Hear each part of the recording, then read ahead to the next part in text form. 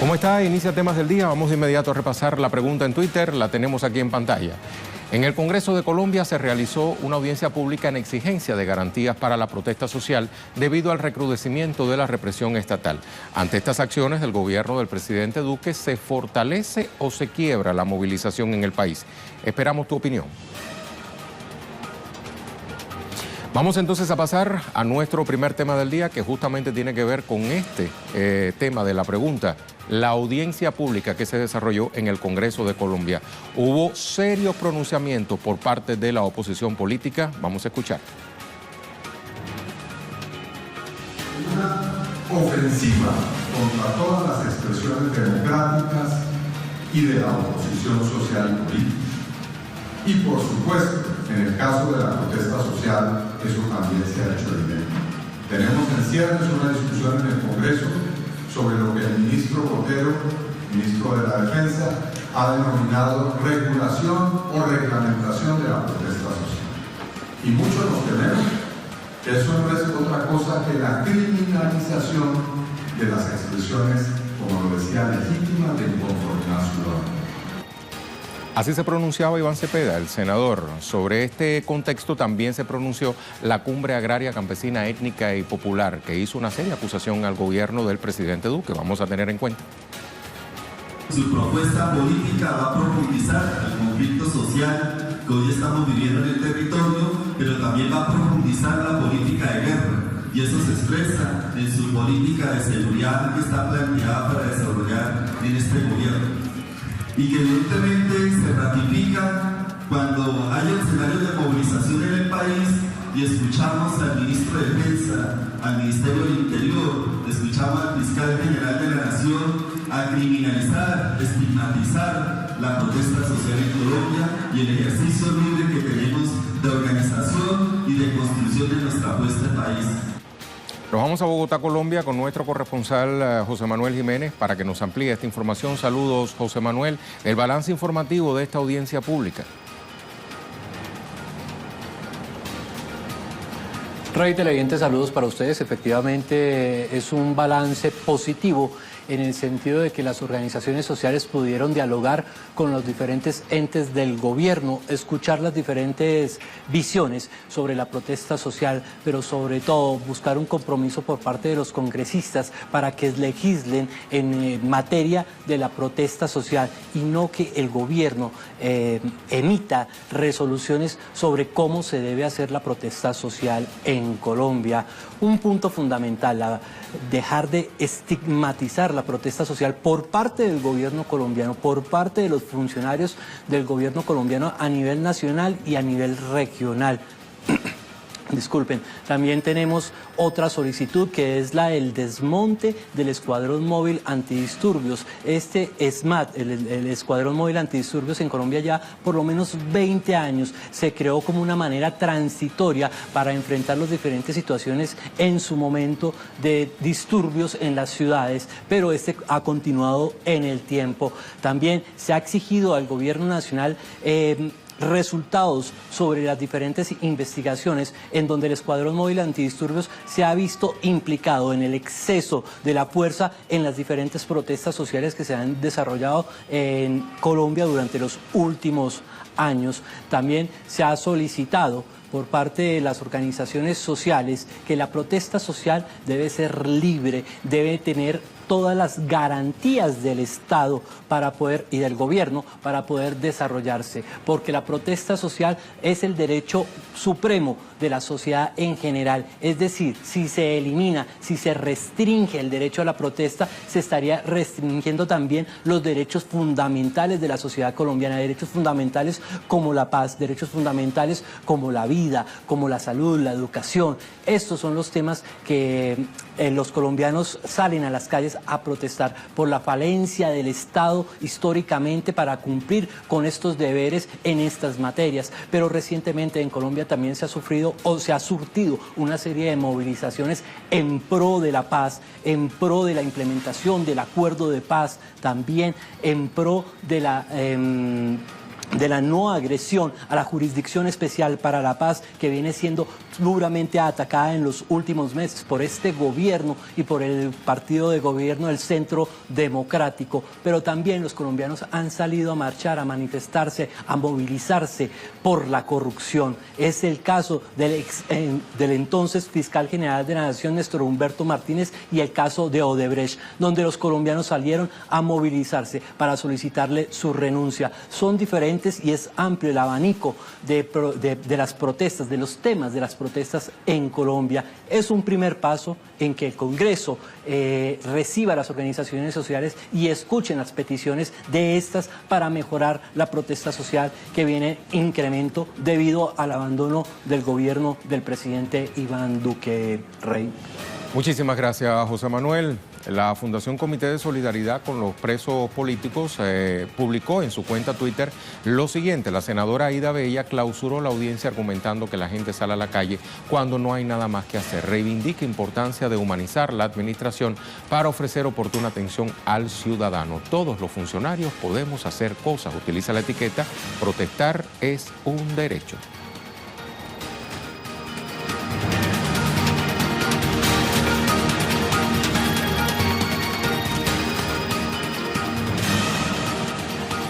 Repasamos entonces nuestra pregunta en Twitter, que tiene que ver con este primer tema que abordamos. En el Congreso de Colombia se realizó la audiencia pública en exigencia de garantías para la protesta social debido al recrudecimiento de la represión estatal, y ante estas acciones del gobierno de Duque le preguntamos: ¿se fortalece o se quiebra la movilización en el país?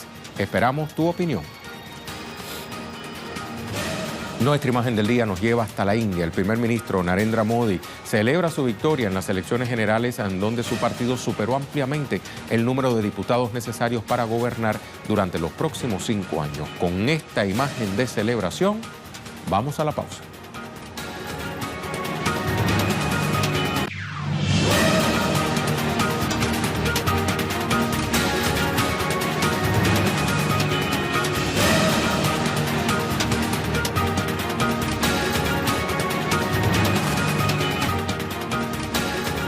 El Comité de Relaciones Exteriores del Senado de Estados Unidos aprobó la víspera la denominada Ley de Ayuda de Emergencia, Asistencia a la Democracia y Desarrollo para Venezuela, Ley Verdad, por su sigla en inglés. Veamos más en nuestro segundo tema del día. El proyecto fue propuesto por los senadores ultraderechistas Marco Rubio y Bob Menéndez como parte del accionar intervencionista de Washington. Entre las medidas coercitivas establecidas en el texto legal está legitimar sanciones contra funcionarios venezolanos, instituciones, revocación de visas y bloquear activos destinados a la compra de medicinas y alimentos distribuidos a través de programas sociales del gobierno venezolano.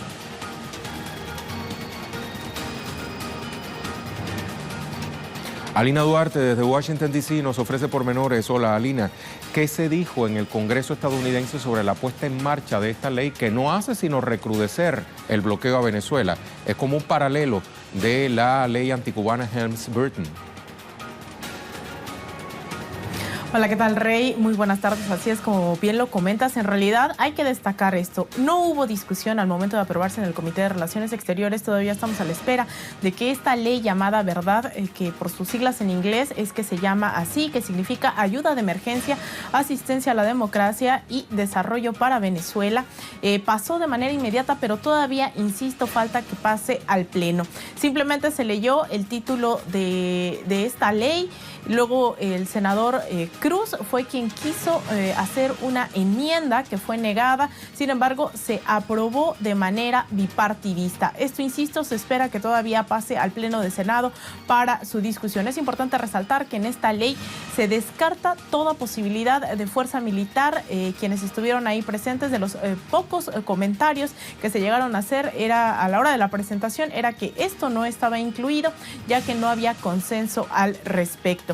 Y como bien lo mencionas, también hay un inciso en el cual se habla de esta asistencia humanitaria. Se aprobarían 400 millones de dólares para Venezuela, pero también 400 millones de dólares en asistencia para los países vecinos. Y es curioso que este anuncio o que este intento de aprobar una ley de este tipo se da justo cuando ha trascendido en medios internacionales que se esperan futuras sanciones para funcionarios venezolanos que estén relacionados con el programa alimentario precisamente precisamente la nación sudamericana llamado CLAP. Estas son algunas de las contradicciones del gobierno estadounidense en cuanto a Venezuela refiere. Algunas de las otras medidas que buscan estipular o que buscan de alguna manera en realidad legalizar, porque es algo que han venido haciendo, es dar su apoyo, por ejemplo, al Grupo de Lima, en el cual Estados Unidos formalmente no forma parte. También al secretario general de la OEA, Luis Almagro, aprobar, dicen, también recursos para lo que ellos llaman la sociedad civil democrática, entre otros rubros. Insisto, no tiene el rubro militar, pero tampoco descartan, dicen, futuras elecciones en la nación sudamericana. Esto es un poco, insisto, estamos a la espera de que esto pase al Pleno del Senado para poder ser aprobada, Rey. Recrudece entonces su política injerencista Estados Unidos a través de esta ley, Alina, sobre la base de lo que ha sabido hacer durante todos estos años, no solamente contra Venezuela, sino contra otras naciones que les resultan incómodas en América Latina, y es alimentar la subversión. Muchísimas gracias, Alina, por tu reporte. Hasta la próxima. Ahora, ¿qué establece esta ley verdad? Alina se refería a algunos puntos. Vamos a pormenorizar. Entre los aspectos fundamentales está el apoyo al diputado en desacato y autodenominado presidente interino Juan Guaidó, además del reconocimiento de la Asamblea Nacional también en desacato. Conmina a los departamentos de Estado, Tesorería y Justicia de Estados Unidos a realizar esfuerzos internacionales, así dice, para congelar, recuperar y reutilizar los fondos del gobierno venezolano en el exterior. Prohíbe otorgar y obliga la revocación de visas para los familiares de los individuos sancionados y establece excepciones para levantar restricciones de visas. Autoriza la remoción de sanciones para funcionarios sancionados que no estén envueltos en lo que ellos consideran violaciones a los derechos humanos y reconozcan a Guaidó.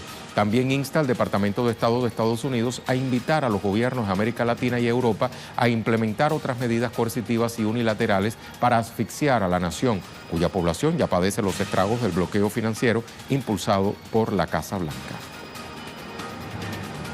Vamos a ver algunas reacciones en Twitter tras la aprobación de esta ley verdad en el Senado estadounidense. Alex Rubinstein dice: Estados Unidos se prepara para sancionar el programa de distribución de alimentos del gobierno venezolano, que es infinitamente más efectivo que la ayuda, entre comillas, que Estados Unidos ofreció también, entre comillas. Esto mueve como prueba que Estados Unidos no está interfiriendo por razones humanitarias. Quieren matar de hambre a las personas hasta que se resientan con el gobierno. El periodista Dan Cohen señala un punto de verdad aquí. El gobierno de Estados Unidos dice que el CLAP corrompe los mercados libres, perjudica a las empresas estadounidenses y amenaza la seguridad nacional. En otras palabras, el gobierno venezolano no deja que su gente muera de hambre y amenaza la hegemonía capitalista. El activista Morgan Atuchina escribe: la guerra de Estados Unidos en Venezuela alcanza su etapa genocida. Sanciones al programa de alimentos CLAP, que alimenta a 6 millones de familias, la gran mayoría de sus 30 millones de personas. Y el artículo incluso señala su dependencia a medida que la crisis económica empeora debido a las sanciones estadounidenses. El canciller venezolano Jorge Arreaza se pronunció tras la aprobación de la denominada Ley Verdad. A través de su cuenta en Twitter, Arreaza expresa: hay venezolanos que piden bombardeos y más acciones de bloqueo contra la economía de su propio país. Van al Congreso de Estados Unidos a pedir leyes para hacer sufrir a sus compatriotas. Que no se quejen cuando el pueblo que los observa les retire con su voz y su voto. No volverán.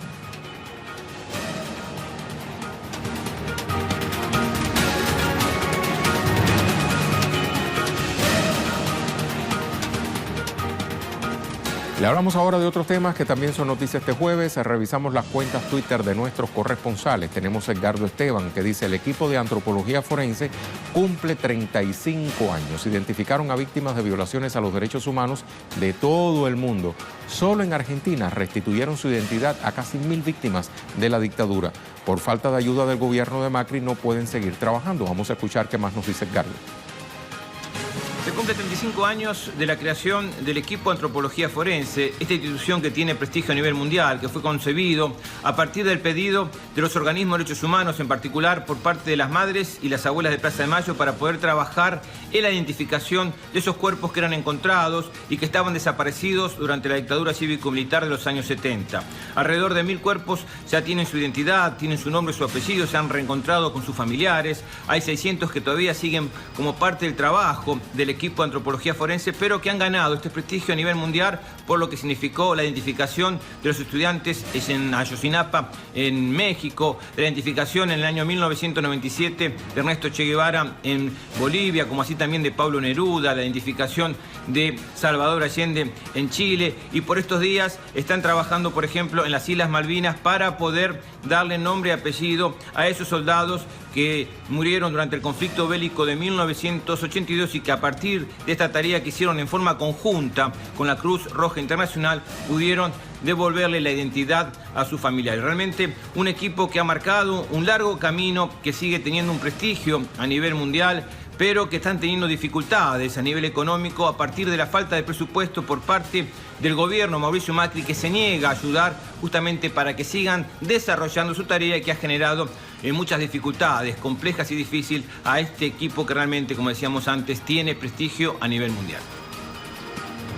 Su reporte, vamos a ver a Nayara Tardo. Palestina, la Organización para la Liberación de Palestina, la OLP, aseguró este jueves que ninguno de los participantes al Foro Económico de Bahrein puede debatir en representación de los palestinos el llamado Acuerdo del Siglo, supuesto plan de paz propuesto por Estados Unidos. Otro tuit lo ofrece Hansel Oro. El jefe del grupo de contacto ruso para Libia, Yev Yenguf, rechazó los informes sobre el presunto envío de mercenarios rusos a ese país africano. De acuerdo con Yenguf, ciertos actores buscan empeorar la situación de tensión en Libia. Gracias también a nuestros corresponsales Hansel y Nayara.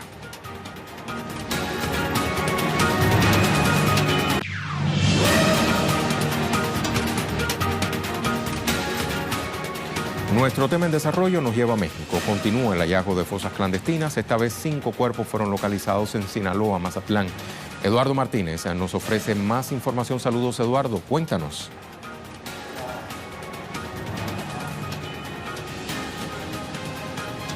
Hola Rey, qué gusto poder saludarte, qué gusto poder saludar al auditorio de Temas del Día. Pues sí, estos hallazgos han sido pues un tema que viene siendo lo más relevante para los familiares, sobre todo de personas que tienen pues algún ser querido desaparecido.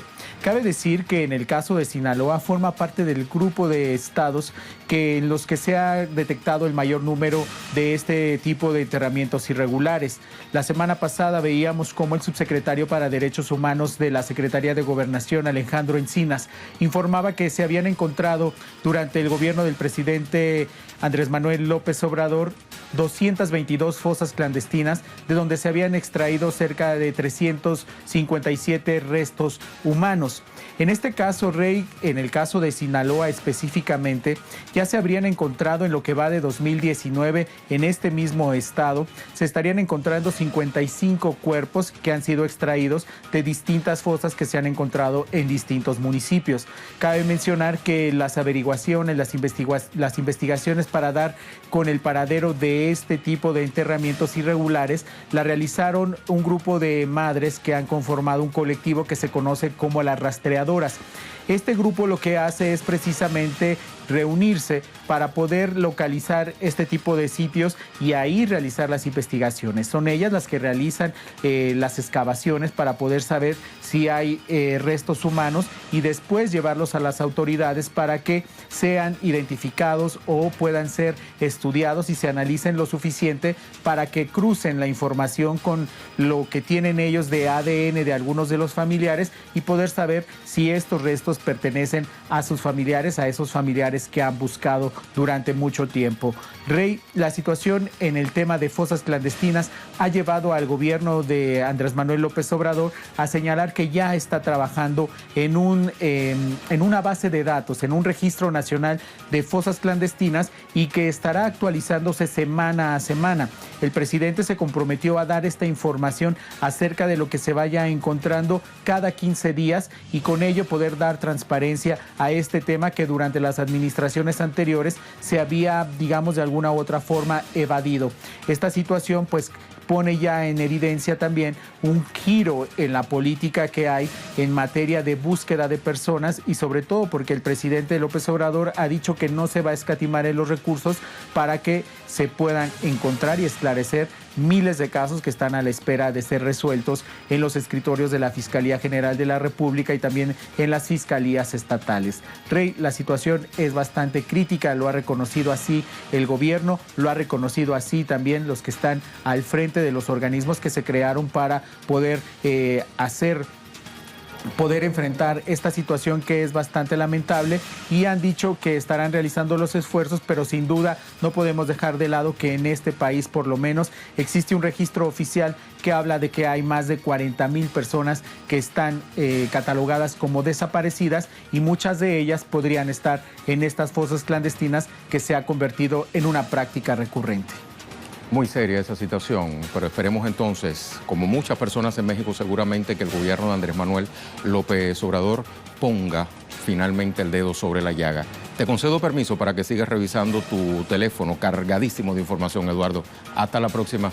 Eduardo Martínez, desde México no se actualizaba. Vamos a la pregunta del día. ¿Tenemos respuestas?